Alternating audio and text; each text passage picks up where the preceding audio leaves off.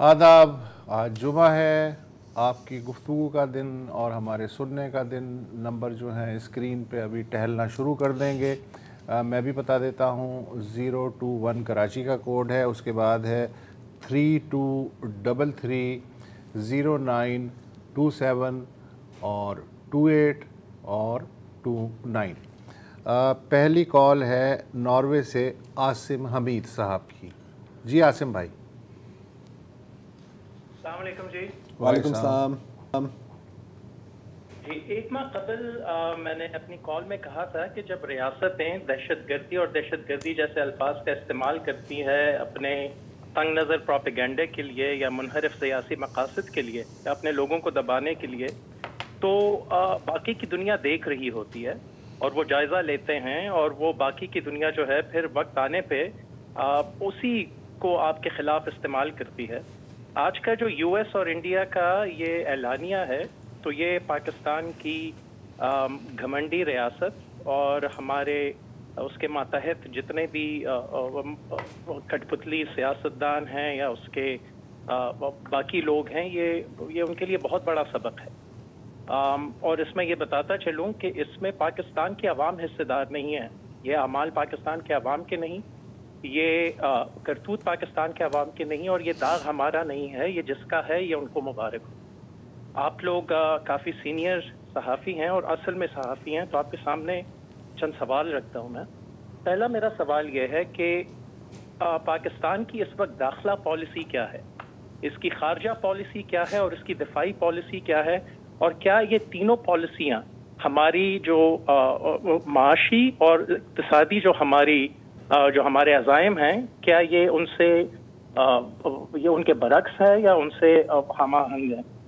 दूसरा मेरा सवाल यह है कि पाकिस्तान की इस वक्त सोशल डेवलपमेंट पॉलिसी है कोई, ह्यूमन डेवलपमेंट, पॉपुलेशन कंट्रोल या जेंडर रीडिस्ट्रीब्यूशन की कोई पॉलिसी है, और अगर नहीं है तो ऐसे में इकोनॉमिक रिवाइवल प्लान की क्या औकात होगी।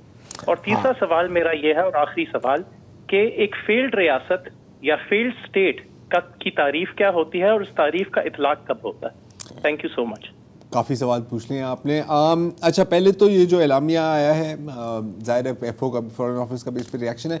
तकरीबन वही एलामिया है जब ट्रंप और मोदी की मुलाकात हुई थी, बट उस वक्त भी जाहिर है कि आपकी पॉलिसीज़ वैसी ही थी। आज भी आपकी पॉलिसीज़ मोर और लेस शायद आगे बढ़ गई हैं वहाँ से।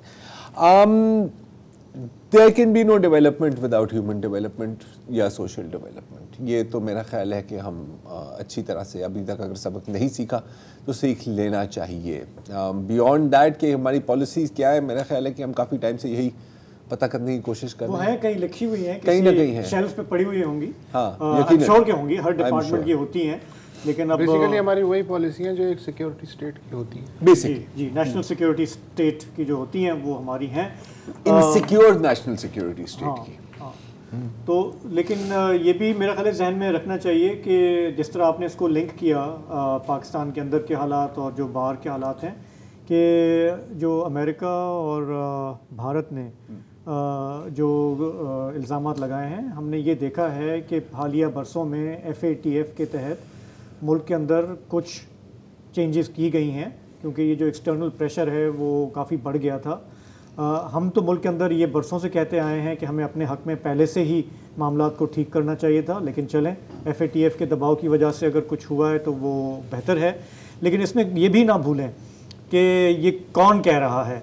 ये भारत के प्राइम मिनिस्टर कह रहे हैं, जिनके अपने मुल्क के अंदर जो है उनकी अपनी पूरी लेगेसी जो है, गुजरात में उन्होंने क्या किया, अभी भारत में क्या हो रहा है, तो वो ठीक है। वो अमेरिका और भारत के इक़्तिसादी मफादात हैं और उसकी वजह से मोदी साहब को वहाँ पे इज़्ज़त दी गई है। हमें भी अपने इक़्तिसादी मामला ठीक करने हैं ताकि हम भी आलम अक़वाम में अपना मुकाम बना सकें। इसमें एक और बात का मैं इजाफ़ा कर दूँ कि आप, जैसा कि इसने शाहजेब ने कहा कि अपने घर को जब तक आप ठीक नहीं करेंगे तो आप खुद प्याज खाना बेसिकली आप नहीं छोड़ेंगे, तो दूसरे को आप कैसे मना कर सकते हैं कि वो प्याज ना खाएं। लेकिन इसके साथ साथ अगर प्याज खाना आप छोड़ भी देंगे तो आने वाले कल की सूरत हाल ये है कि आप जितने भी अच्छे बनने की कोशिश करें, अगर आप चाइना के कैंप में जाते हैं तो आप डेवल के साथ ही हैं। अगला जो 20 साल का जो सिनेरियो है या 30 साल का, उसमें जिस तरीके से तेज़ी के साथ अमेरिका और चाइना के दो कैंप बन रहे हैं, उसमें इंडिया और अमेरिका ज़ाहिर है एक तरफ होंगे और चाइना, पाकिस्तान जो है चाइना का इत्तेहादी है और ड्रिफ्टिंग उसी तरफ तेज़ी से जारी है। तो ये जो गालियाँ, सलवातें, एक दूसरे को तानेबाजी है, ये पार्ट ऑफ लाइफ समझ के चलें, ये आइंदा भी चलता रहेगा। मगर इसका ये मतलब नहीं है कि ये सारी की सलवातें और गालियाँ और बुरा भला ही है। जहाँ कुछ ना कुछ जल रहा होता है वहाँ से धुआं उठता है, कम से कम हम उस धुएं को कंट्रोल कर सकते हैं। रही बात आपका आखिरी सवाल कि फेल्ड स्टेट की तारीफ़ क्या है, तो फेल्ड स्टेट की तारीफ़ है लीबिया, फेल्ड स्टेट की तारीफ़ है सोमालिया, और अभी हम जो हैं बहुत दूर हैं उससे। सूडान, मतलब और भी बहुत एग्जांपल्स हम दे सकते हैं। हाउ नेशंस फेल वैसे पढ़नी चाहिए, मेरा ख्याल है कि शम्सुल दुहा जुबैरी साहब हैं कराची से। अस्सलाम वालेकुम सर। हेलो अस्सलाम वालेकुम। जी वालेकुम सलाम जी, मैं शम्सुल दुहा जुबैरी बात कर रहा हूँ। कैसे हैं आप तीनों हजरात? आपको सबको सलाम। वालेकुम सलाम। मैं आपकी तवज्जो एक इंतहाई अहम मसले की तरफ दिलवा रहा हूँ कि जो 5 लाख गरीब पेंशनर EOBI के बिल आखिर 4 साल के इंतजार के बाद उनको इस बजट में एक लॉलीपॉप दिया गया और उनकी उस पेंशन में 1,500 रुपए का इजाफा करके 8,500 से 10,000 कर दी गई, जो इंतहाई नाइंसाफी की बात है इस महंगाई के दौर। जबकि गवर्नमेंट सर्वेंट की जो पेंशन है उसमें 17.5% इजाफा किया गया है, यानी जिसकी अगर गवर्नमेंट सर्वेंट की पेंशन 1 लाख है तो उनका इजाफा 17,500 होगा। जबकि इन गरीब पेंशनर, जो 5 लाख गरीब पेंशनर जिन्होंने 40 साल इस मुल्क की खिदमत की और उनका अपना फंड, यानी उनका अपना फंड इसमें जमा है, गवर्नमेंट की मैचिंग ग्रांट 1995 में बंद कर दी गई। ये प्योरली अपना वर्कर्स का फंड है और उनके आजरान का फंड। तो मैं फिर दोबारा आप लोगों से दरखास्त करूंगा कि आप इसको आगे पहुंचाएं। अभी बजट पास नहीं हुआ है, इसको रिव्यू करें और इसमें कम से कम 7 या 8 हज़ार का इजाफा करना चाहिए इस पेंशन। हाँ, आपकी बात दुरुस्त है और मेरा ख्याल है कि कम से कम फार्मूला ये होना चाहिए कि जो मिनिमम वेज आप तय कर रहे हैं किसी भी मजदूर की पाकिस्तान में, जो कि अब 32,000 है, तो पेंशन मिनिमम वेज के बराबर होनी चाहिए। मैं इनको थोड़ा सा एक्सप्लेन कर दूं, क्योंकि मेरी अभी पिछले हफ्ते ही EOBI वालों से बात हो रही थी और उनके 2 प्रपोजल थे कि एक तो जो मिनिमम पेंशन है वो हम 8,500 से 10,000 की गई है, लेकिन प्रपोजल था कि आप इसको 12,000 तक कम से कम ले आएँ, क्योंकि नेशनल असेंबली में भी अच्छा विफाकी मुलाजमों को 12,000 मिलेंगे, EOBI वालों को जो है 10,500 दिए। नहीं, वफाकी को तो इन्होंने कितना 17.5% पेंशनर्स की बात था। हाँ। तो वो थोड़ा सा अलग है। EOBI वाले जो हैं कोई EOBI तो लाखों में है या 5 लाख के करीब हैं। तो उसमें 2-3 इश्यूज हैं जो इनका एक्चुरियन रिव्यू अभी हुआ, जो कि इंश्योरेंस का ये होता है, उसमें उन्होंने कहा कि अगर हम 12,000 बढ़ाते हैं तो अगले 5-6 साल में ये फंड जो है ये अनसस्टेनेबल हो जाएगा। अगर हम 10,000 बढ़ाते हैं तो इसको चला सकते हैं, लॉन्ग टर्म आप चला सकते हैं। तो ये चॉइस थी कि आप शॉर्ट टर्म गेन के लिए आप ये करें या आप भले पेंशनर सस्टेनेबल ना रहे, वो एक अलग बात है। एक और बात उसमें ये भी हमें जहन में रखनी होगी कि EOBI का जो मामला है वो अभी सूबे और वफाक के दरमियान भी फंसा हुआ है, क्योंकि ये 18th अमेंडमेंट के बाद जो है ये जो कुछ मामला फंसे हुए हैं उसमें एक मामला ये भी है। तो आपकी बात अपनी जगह बिल्कुल सही है कि बढ़ना चाहिए जैसी महंगाई हुई है, लेकिन उनका मौक़िफ़ ये है जो हमारी उनसे बात होती रही है, हम फॉलोअप करते रहे हैं। एक दूसरा इशू जो हम मेंशन नहीं कर सके, आपने सरकारी की बात की, रेडियो पाकिस्तान वालों का, वो हमारी पहले बात भी हो रही थी कि जिस दिन बजट आया उस दिन भी रेडियो पाकिस्तान के सैकड़ों मुलाजमीन हैं जिनकी अप्रैल से पेंशन बंद हो चुकी है। और वो लिटरली मतलब पढ़े लिखे लोग जिन्होंने रेडियो पाकिस्तान को अपनी लाइफ दी है, वो ऑलमोस्ट वो रो रहे थे जब वो मुजाहरा कर रहे थे इस्लामाबाद में, और उन्होंने कहा कि हम कहाँ से खाएं। सो एक तो ये इशू हो गया कि जी पेंशन आप बढ़ा रहे हैं लेकिन थोड़ी सी बढ़ा रहे हैं, ज़्यादा बढ़ाएं। दूसरे वो लोग हैं जिनको मिल ही नहीं रही और ना अब उनके पास और कोई जरिया नहीं है। ऐसे भी लाखों लोग हैं, ये बिल्कुल शरीफ लोग हैं जिन्होंने कभी किसी के आगे हाथ नहीं झुकाया फैलाया, अच्छा, उसमें जो शिकायत सबसे ज़्यादा सामने आ रही है, मेरी बात हुई है रेडियो पाकिस्तान के मुलाजमीन से भी, वो ये है कि जो कोई नए डीजी आए हैं इनके पिछले साल, और उन्होंने आके जो है जो करंट मुलाजमीन हैं उनको कोई बोनसेस दे दिए, ये दिया वो दिया, पेंशनर्स का जो है वो बिल्कुल ही उसका उन्होंने सत्यानाश कर दिया। डीजी तो कभी रिटायर हो गए नहीं। और इन्होंने मिनिस्ट्री ऑफ इंफॉर्मेशन से बात की है, जो मरियम हैं जो इंफॉर्मेशन मिनिस्टर हैं उनको अप्रोच किया है, उनकी कोई सुनवाई नहीं हो रही। और ये बहुत सारे ख़ानदान हैं अक्रॉस पाकिस्तान जिस पे किसी की नज़र नहीं है, कोई उनकी आवाज़ नहीं उठा रहा। तो पेंशनर्स का चूंकि आपने सवाल उठाया तो ये इसलिए मेंशन करना थोड़ा ज़रूरी था। हाँ, और दुआ करें कि हर पेंशनर जो है वो कम से कम एक रिटायर्ड सेनेट चेयरमैन तो हो ही जाए। आमीन। ये दुआ फिर तो ये हमें दुआ करें। बरात उनका हक होगा। वैसा वैसा। कामरान अली साहब हैं नवाब शाह से। अस्सलाम वालेकुम। वालेकुम अस्सलाम। गंदी ये इस कदर है, मुमकिन नहीं सफाई, बेकार इस पे होगा जितना बहाए पानी, बूहे करप्शनों की धब्बे हैं धांधली के, तेजाब से धुलेगी लीडर की शेरवानी। वाह। ये जो डार साहब ने जो है एक सहाफी को वो जो है थप्पड़ मार दिया है, तो वो बतौर सहाफी आप लोगों को कैसा महसूस हुआ? और दूसरा ये है कि ये आपने जो सीपैक के हवाले से कल प्रोग्राम किया है, लास्ट वीक मैंने रिक्वेस्ट की थी, तो उसके लिए मैं शुक्रिया अदा करता हूँ। और आपका हुक्म है सर, आप हमारे परमानेंट कॉलर हैं, आप बस हुक्म करते जाएं, हम आपकी खिदमत के लिए बैठे हैं ना। तो सर गुजारिश ये है कि ये जो हमारा नवाबशाह के अंदर फिल्ट्रेशन प्लांट जो है लगा हुआ है, वो अरबों की लागत से लगा, लेकिन अब तक उससे पीने का साफ पानी मुहैया नहीं हो सका, जबकि करोड़ों रुपए जो है वो माहाना बुनियादों पे उसकी मेंटेनेंस की मद में जा रहे हैं। तो गुजारिश है सिंध हुकूमत से कि उसको जल्द से जल्द जो है आवाम को सप्लाई उससे पानी करें, ताकि जो है वो इलेक्शन के अंदर वोट ज्यादा पड़े। ठीक है, ठीक है, बिल्कुल ठीक है, बिल्कुल ठीक है। बड़ी अच्छी बात है। ये कामरान भाई जो है ना, नवाब शाह के जो इश्यूज हैं वो हाईलाइट करते रहते हैं। किस किसी मशहूर शख्सियत से कोई ताल्लुक है? एक बहुत ही मशहूर शख्सियत है हमारे सूबे की, उनका ताल्लुक वहीं से है। सूबे की नहीं, मुल्क की माजरत, मुझे भी रहना है यहाँ पे। अच्छा जान जी हाँ, बताएं कैसा महसूस हुआ आपको? बहुत अच्छा लगा। अच्छा लगा।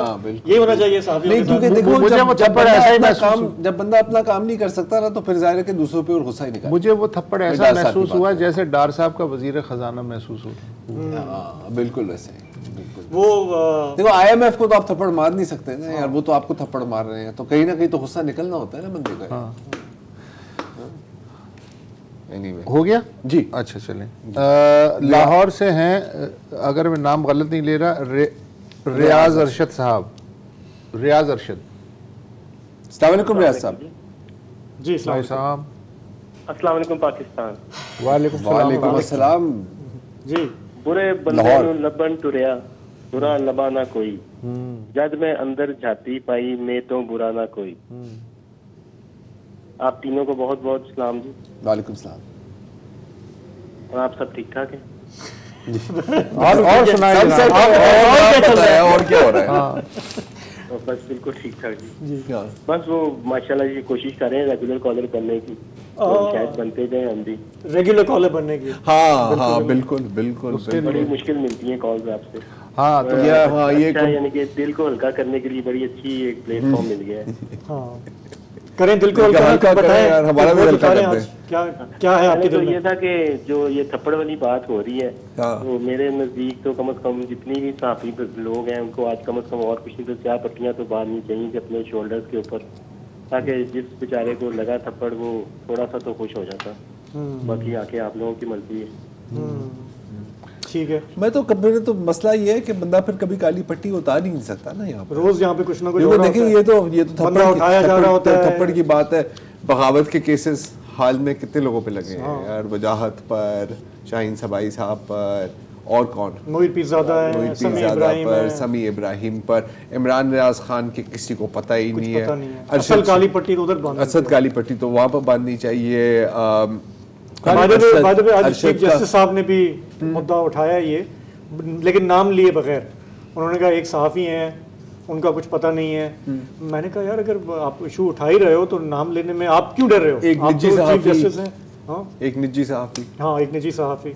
तो यार ये जैसे ज़रार ने कहा ना, अगर हम काली पट्टियाँ वाकई पहनना शुरू करें तो फिर वो उतारने का कोई मौका आंख और मुंह पे तो पहले ही बंधी हुई है सर। अब लेकिन चलो ये अच्छा है कि ये सिर्फ सहाफ़ी बरादरी को नहीं, आम आवाम को भी बुरा लगा ना जो डार साहब ने किया है। वो शर्मसार हुए, कोई बयान शान आया या नहीं डार साहब कि मैं जज्बात से वो हो गया, आपे से बाहर हो गया या कुछ? नहीं ना ही आना है, उम्मीद भी ना रखें। चले जैसे एक आम आदमी की सैलरी का होता है, इस तरह का जो एक ब्रेकअप है सैलरी का, इसी तरह अगर पाकिस्तान की गवर्नमेंट का भी अगर मिल जाए कि मतलब बजट का तो मिल जाता है। इकोनॉमिक सर्वे ऑफ पाकिस्तान थोड़ा सा पढ़ लें, उसमें से चीजें। चलें आगे बढ़ते हैं डॉक्टर अहमद जुड्डो से। जुड्डो मीरपुर खास जी। अस्सलाम वालेकुम डॉक्टर साहब। खोरा साहब को और खान साहब को और जिलानी साहब को सलाम सर। मेरा एक तो छोटे सी ये रिक्वेस्ट है कि हमारा जो ये वाला हिस्सा है प्रोग्राम का, इसको अगर हम हाइड पार्क के नाम से भी मंसूब कर दें तो अच्छा रहेगा। और दूसरा कि हमें थोड़ा सा लोगों को एजुकेट करना पड़ेगा हमारे मुल्क को, कि जो बचपन से हमारे दिमाग में खुशफहमी डाली गई है कि हमारे भारत से मुकाबला है, तो मेरा ख्याल है कि ये खुशफहमी निकाल देनी चाहिए, क्योंकि ये रियलिटी वाली जो है ना कंपैरिजन है नहीं। मेरा ख्याल है कि अब हटी गई है। जी सर, मैं जो आपको एक कंपैरिजन, असल में जिस मुद्दे पे बात करना चाह रहा था वो अभी रिसेंटली जो हमारा ग्रीस में वाकया हुआ उसके हवाले से। जी सर, आपको क्या लगता है कि जैसे क्लेम किया जाता है कि पंजाब एक सब सूबों से डेवलप्ड सूबा है और वहाँ पे एम्प्लॉयमेंट अपॉर्चुनिटीज बेहतर हैं कंपेयर टू छोटे सूबों के, जैसे सिंध है जहाँ पे क्लेम किया जाता है कि बहुत ज्यादा करप्शन है और लोगों को रोजगार नहीं मिलता है। लेकिन जब हम इसका एनालिसिस करते हैं तो बहुत से लोग 99% लोग जो हैं वो पंजाब सूबे से हैं। तो एक तो इसका हमें एनालिसिस होना चाहिए, और वो सोशियो डेमोग्राफिक प्रेशर्स या रीजंस क्या हैं ताकि लोगों को पता होते हुए भी लोग उधर जाते हैं। इस पे अगर कोई स्टडी, कोई प्रोग्राम, इस पे आपने हमारा प्रोग्राम देखा था? हमने बहुत डिटेल में पिछले हफ्ते यही प्रोग्राम किया है। इसी हफ्ते नहीं सर, आपने तो बिल्कुल, वो तो मैंने देखा था। मैं ये चाह रहा हूँ कि जो तो आपकी तसल्ली नहीं हुई। हमने तो बहुत सारे उसमें एस्पेक्ट किए थे ना। मुझे लगता है कि सर इसको ड्रिल डाउन करेंगे तो जो सोशल प्रेशर्स और जो फैमिली प्रेशर्स हैं वो शायद इस तरह के हैं, इन सब की बात हुई थी, बनने को तरजीह देते हैं। इन सब पे बात हो गई है, हो गई थी प्रोग्राम। ये एक सिर्फ मैं आपकी वो मालूमात के लिए एक ऐड कर दूं कि उस दिन भी हमारी जो गुफ्तगू हुई उससे ये बात सामने आई कि चूंकि ये कश्मीर में मीरपुर और ये गुजरांवाला डिवीज़न के जो इलाके हैं, यहाँ से एक चेन, एक सिलसिला है ना, चलता रहा है। वहाँ एजेंट भी हैं, पूरा नेटवर्क भी है, वहाँ पे एग्जिस्ट करता रहा है। तो एक दूसरे के कंपटीशन में भी लड़के जो हैं वो निकल जाते हैं क्योंकि वो समझते हैं कि उनकी ज़िंदगी बेहतर होगी। लेकिन ये सवाल और देखिए पजलिंग है कि बलूचिस्तान से नहीं जा रहे हैं, केपी से नहीं जा रहे हैं, सिंध से नहीं जा रहे। केपी की माइग्रेशन जो ज़्यादा हुई थी वो गल्फ की तरफ हुई थी। और बिल्कुल देखिए, नेटवर्क एक फैक्टर नहीं है, अगेन बहुत मल्टीपल फैक्टर्स हैं। लेकिन ये जो बात है ना कि ज़्यादा डेवलप्ड है, बेशक होगा, लेकिन ये कुछ ऐसे है कि अगर मेरी दोनों आंखें खत्म है, मैं मुकम्मल तौर पर गाबी ना हो, आप काने हैं, आप मेरे से ज्यादा देख सकते हैं लेकिन हो तो फिर भी माजूम। सो पॉइंट इज कि सारी चीज रिलेटिव होती है ना यार। अगर मैं 5,000 रुपए कमा रहा हूँ, तुम 10,000 रुपए कमा रहे हो, गरीब हम दोनों है, एग्जैक्टली, तो मेरे से थोड़े से ज्यादा मतलब बेहतर। पंजाब में फिर इनइक्वालिटी भी वैसी है ना। वो ओवरऑल आप देखते हैं तो तीनों चारों सूबों के मुकाबले में वो एक खुशहाल सूबा है, लेकिन सोशल स्ट्रक्चर को देखेंगे तो इनइक्वालिटी भी जो है उतनी ज्यादा है। बहरहाल एक छोटा सा ब्रेक ले लेते हैं, फिर आपकी मजीद कॉल्स ऐड करते हैं।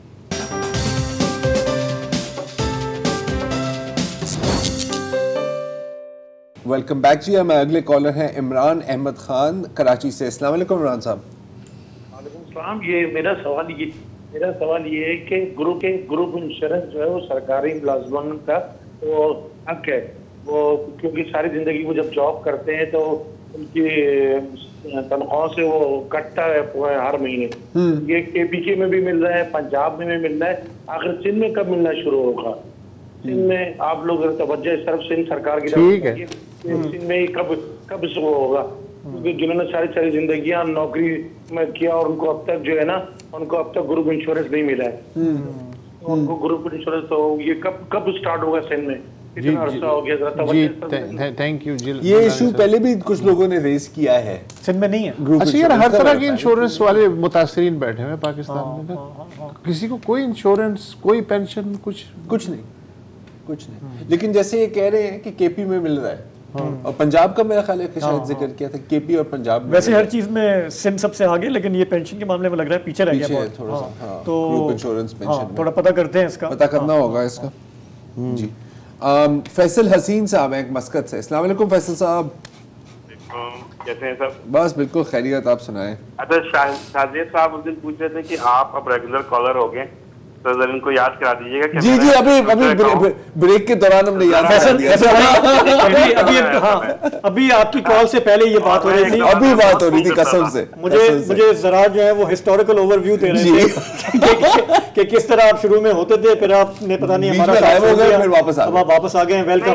फोन नहीं लगता था, फिर मसरूफियत थोड़ी, जी मैं प्रोग्राम देखने लग जाता था। ट्विटर पे फिर भी गपशप चलती रही है। कौन फोन करे जी। अच्छा, बात करनी थी जो क्या हुआ, हमारे जो 300 बच्चे हमारे जो दफन हो गए, लेकिन आप लोगों ने बड़ा डिटेल में प्रोग्राम कर लिया और एक एक एक्सपेक्ट जो मेरे जहन में था, काउंसलिंग, ये वो सारी चीजें आपने उसमें कवर की, उस पर कोई बात बनती नहीं। यहाँ पर ना मैं थोड़ा सोशल, जो हमारे यहाँ एक बहुत पुराना है ये और हर दफा आ जाता है, और इस दफा फिर एक आ गया कि कल एक डेथ हो गई अनफॉर्चुनेट, हमारे एक बहुत ही प्यारे शहजादा साहब और उनकी बेटी जी।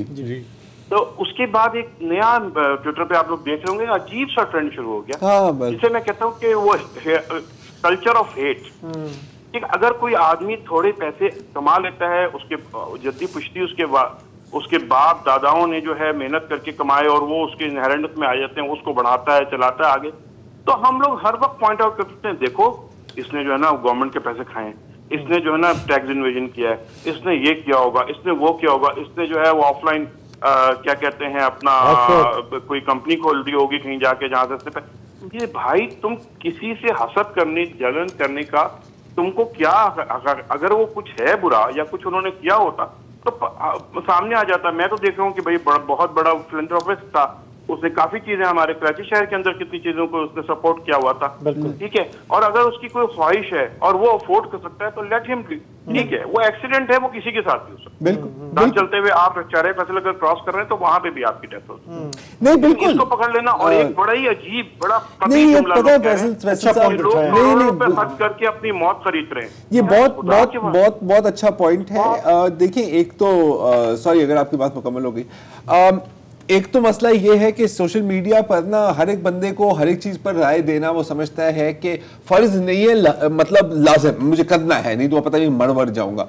दूसरी बात है कि क्योंकि आप अपनी डिवाइस के पीछे हैं और आप वो जो बंदा है वो आपके सामने नहीं है, तो कोई आपके मुंह पे पंच भी नहीं मारता, so that enables you, right, थोड़ा बहुत। दूसरी बात ये है कि यार देखिए, माना अच्छा, फिर मैं दाऊद फैमिली का मैं जिक्र कर सकता हूं कि उन्होंने कितना काम, कितनी खिदमत है उनके पाकिस्तान के लिए। हजार लोग हजार बातें करेंगे, वो अपनी जगह। मैं ये जस्टिफिकेशन नहीं दे रहा कि इसलिए आपको सिंपैथी होनी चाहिए, नहीं, बिल्कुल नहीं। सिंपैथी भी ना हो तो कम से कम इस तरह जो वाहियात बातें हो रही हैं, फ्रैंकली स्पीकिंग, वो आप ना करें।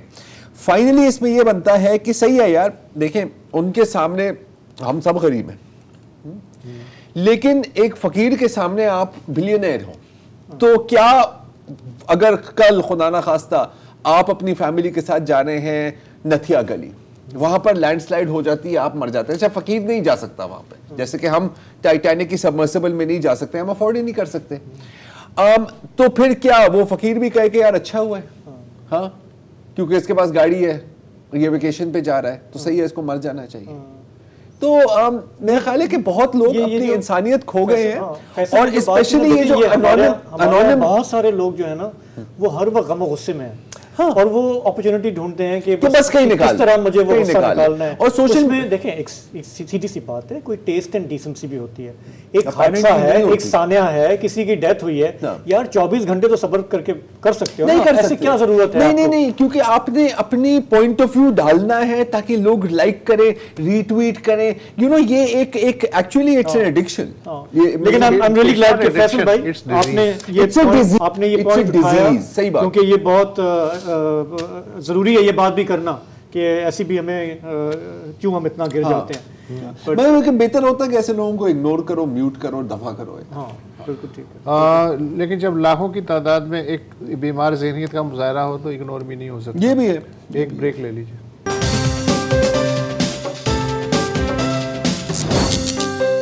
जी, तो हम आपकी कॉल से रहे हैं। हमारे पास अगले कॉलर हैं इस्लामाबाद से डॉक्टर जावेद कल्होड़ो।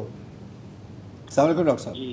जी सर सर एक छोटी सी गुजारिश थी मेरी बहैसियत कौम, हमें जो एक बुनियादी चीज़ जो समझनी चाहिए वो ये है कि औलाद का तहफ़्फ़ुज़ करना हर वालिदैन की एक बुनियादी जिम्मेदारी होनी चाहिए।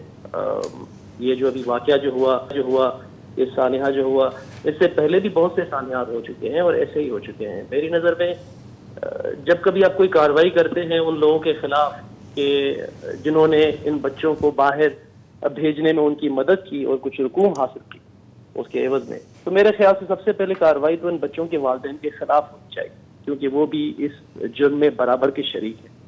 अगर एक आम इंसान जो कहता है कि मैं गरीब हूँ और वो 20 से 25 लाख रुपए अरेंज करके अपनी औलाद को बाहर भेजता है, दैट मीन्स कि वो 20 से 25 लाख रुपए में एक अच्छा मुनासिब सा कारोबार भी करा के दे सकता है अपनी औलाद को। अब से कुछ साल पहले एक बहुत ही अफसोसनाक वाक़या हुआ ज़ैनब का, अगर आपको याद हो, छोटी सी बच्ची जिनके वालिदैन उम्रा करने के लिए चले गए सऊदी अरेबिया और अपनी बच्ची को किसी और के हवाले कर गए। उस बच्ची के साथ क्या हुआ पूरी दुनिया ने देखा। फिर उसके बाद उनके वालिद साहब रो रहे थे, प्रेस कॉन्फ्रेंस कर रहे थे, यहाँ तक कि वो अमेरिका तक चले गए।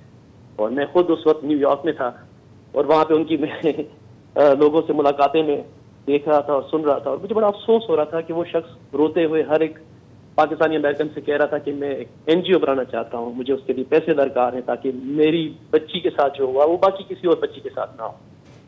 तो यकीन करें शायद मुझे ज़ैनब के साथ जो वाक़या हुआ वो इतनी शायद ज़्यादा तकलीफ नहीं हुई जितनी तकलीफ मुझे उस वक्त उनके वालिद साहब को वो पैसे बटोरते हुए।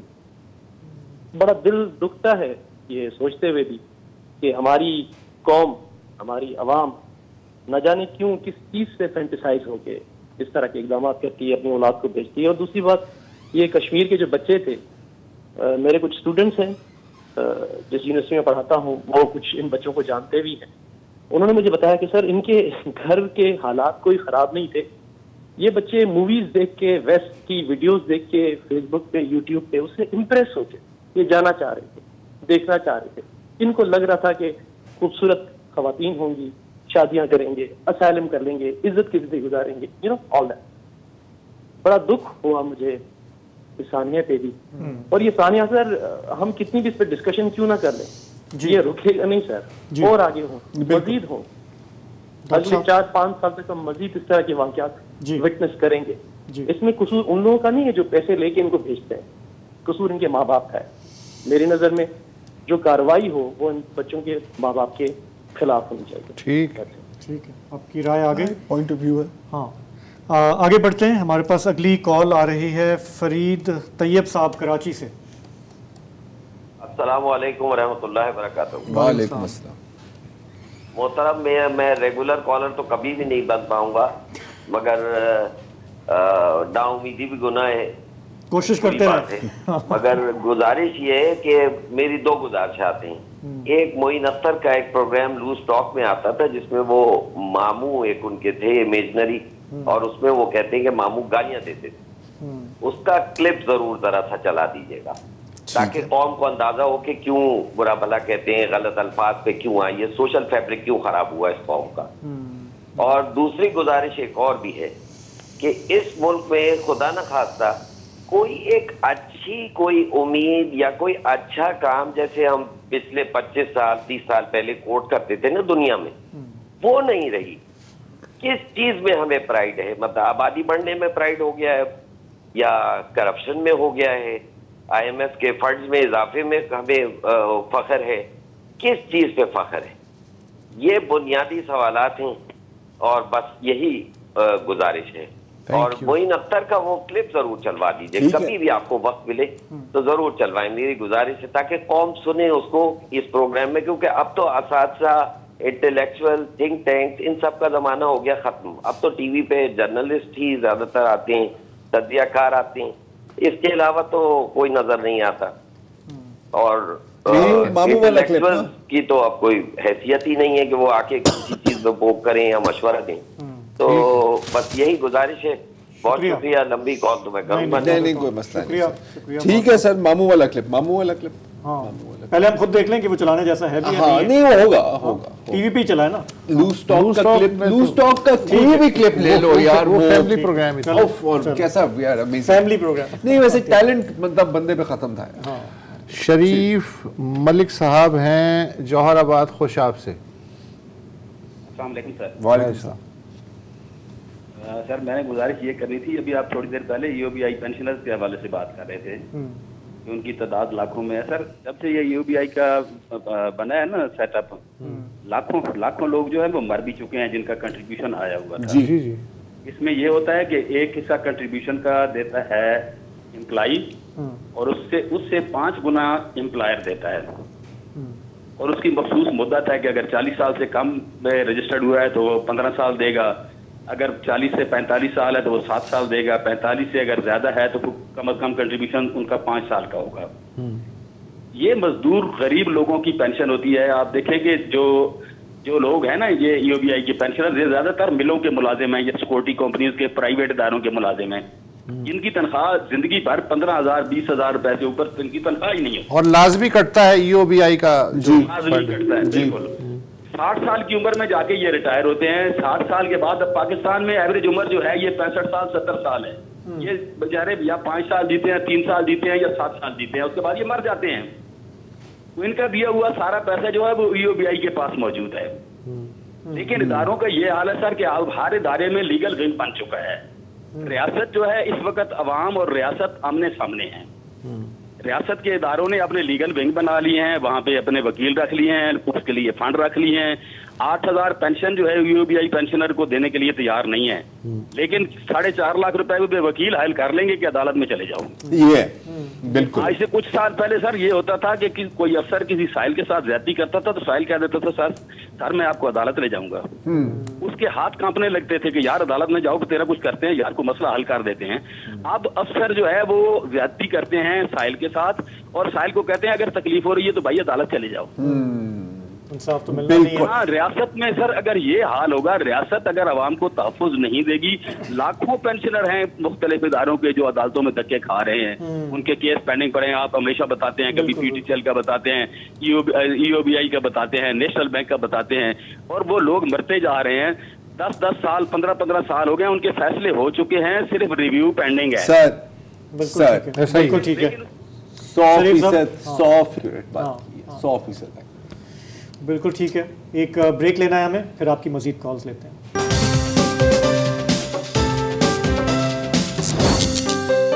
Welcome back. हम आपकी कॉल्स ले रहे हैं, आपकी बातें सुन रहे हैं। चलते हैं लाहौर, जहां से हमारे साथ हैं समीना कौसर साहिबा। जी अस्सलाम वालेकुम। जी वालेकुम अस्सलाम। मैं आप तीनों को बहुत मुबारकबाद देना चाहती हूँ कि आप लोग जो ये काम कर रहे हैं, लोगों के मसाइल सुन रहे हैं, ये बहुत बड़ी बात है। तो मैं आप लोगों को एक सजेशन देना चाहती हूँ, वो ये कि आप लोग अगर एक दिन ऐसे गेस्ट को बुलाएं जो डिप्टी कमिश्नर हों, एक दिन आईजी को बुलवाएं, जितने भी पुलिस से रिलेटेड जो इश्यूज हैं वो डायरेक्टली है, या तो आप उनको इनवाइट कर लीजिए या फिर आप उनको फ़ोन पे कॉल ले लें, ताकि लोग डायरेक्टली उनसे बात करें और अपने मसाइल उन तक पहुँचाएँ और वो मसाइल हल भी हों। तो इसी तरह जो है मैं चूँकि पहले भी कॉल कर चुकी हूँ, तो मेरे अदालती मैटर चल रहे हैं, 7-8 केसेस चल रहे हैं। कब्जा माफिया बैठा हुआ है, मुझे हरासमेंट के इश्यूज दरपेश हैं, मुझे पुलिस से रिलेटेड बहुत से इश्यूज दरपेश हैं। अवैक्यू प्रॉपर्टी के हवाले से वहाँ पे उन्होंने सारा रिकॉर्ड टेम्परिंग कर दिया हुआ है, असल डॉक्यूमेंट रजिस्टर गायब कर दिए हैं, और जो है जाली कब्जा माफिया के लिहाज से उन्होंने हर चीज़ मैनेज करके और रख दी हुई है। मैंने इस चीज़ का बेड़ा उठाया कि मैंने इस करप्शन को ख़त्म करना है, चाहे मुझे इसके लिए कुछ भी करना पड़े। मैं NGO भी बनाऊंगी, इस पर वर्किंग करूंगी, मैं मीडिया पे इस बात को हाईलाइट करके मैं करप्शन को ख़त्म करना चाहती हूँ। मैं ही नहीं, मेरे जैसी और कितनी ख़वातीन हैं जो ये सारे मसाइल फेस कर रही हैं, लेकिन वो बोलती नहीं है, वो बेचारी सह रही हैं, लेकिन मुझे बोलना आता है। मैं चाहती हूँ कि ये मेरी आवाज़ हायर अथॉरिटीज़ तक पहुँचे चीफ जस्टिस सुप्रीम कोर्ट ये बात सुने कि 43 साल से हम लोग अदालतों में हैं, अदालतों के पास इख्तियार समाअत नहीं, नाजायज तजावजात की ज्यूरिसडिक्शन उनके पास नहीं। मैं अब जजेस मुझे अदालतों में हरासा करवा रहे हैं मुख्तलिफ तरीकों से, मेरे डॉक्यूमेंट चोरी करवा रहे हैं। आप यकीन करें, आप मेरी बात पे यकीन करें कि ये सब कुछ मैं फेस कर रही हूँ। और मैं ये अगर आप मुझे रेगुलर कॉलर बनाएं, मेरे पास इतना कुछ मवाद है जो मैं लाइव सबूत के साथ आपको दिखाना चाहूँगी और लोग देखें कि ख़वातीन के साथ यहाँ पे क्या क्या कुछ हो रहा है।